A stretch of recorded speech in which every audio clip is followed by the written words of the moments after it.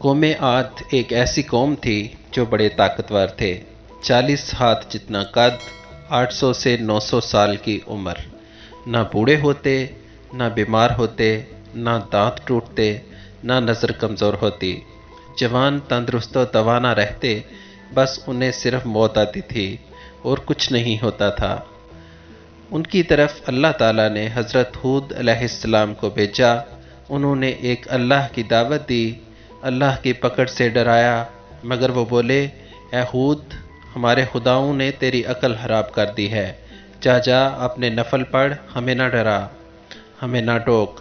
تیرے کہنے پر کیا ہم اپنے باپ دادا کا چال چلن چھوڑ دیں گے؟ عقل خراب ہو گئی ہے تیری، جا اپنا کام کر۔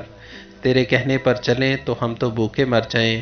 انہوں نے شرک، ظلم اور گناہوں کے طوفان سے اللہ کو للکارا۔ تکبر اور غرور میں بدمست بولے، اب قوم عاد نے تو بے وجہ زمین میں سرکشی شروع کر دی اور کہنے لگے، ہم سے زوراور کون ہے؟ کیا انہیں یہ نظر نہ آیا کہ جس نے اسے پیدا کیا وہ ان سے بہت ہی زیادہ زوراور ہے؟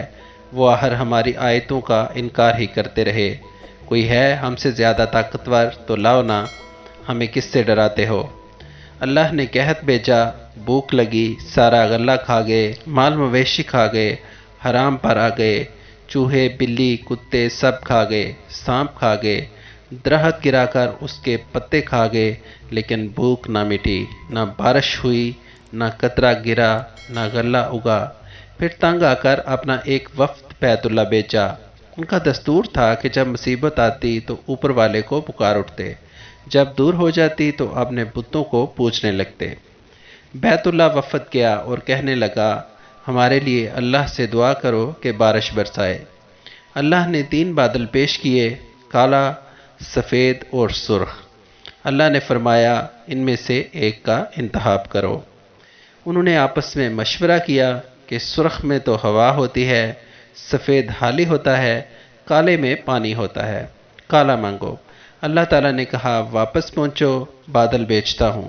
وہ خوشی خوشی واپس آئے، سب لوگ ایک میدان میں جمع ہوئے۔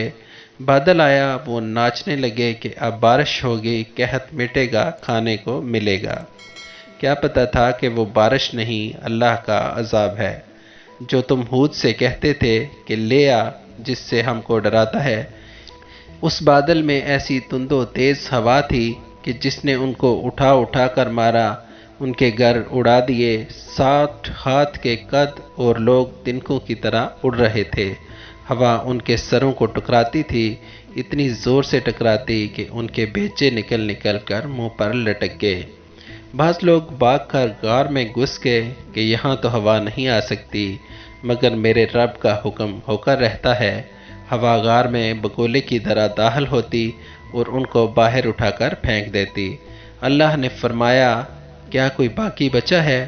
اللہ تعالیٰ نے ان کو ہلاک کر کے دکھایا کہ جب تم اللہ کی، اس کے رسول کی نافرمانی کرو گے، اللہ تم پر ایسی جگہ سے عذاب بھیجے گا جہاں سے گمان بھی نہ ہوگا۔ جو گناہ قوم عاد نے کیا، کیا وہ ہم نہیں کر رہے؟ کیا ہم اللہ کی حدوں کو پار نہیں کر گئے؟ کیا ہم نے اللہ کو اپنی نافرمانی سے نہیں للکارا ہوا؟ توبہ کرو، اللہ سے ڈرو، قرآن پڑھو۔ جن کاموں کو ہم معمولی سمجھتے ہیں، اللہ نے ان گناہوں پر پوری قومیں زمین بوس کر دی ہیں۔ استغفر اللہ ربی من کل ذنب و اتوب الیہ۔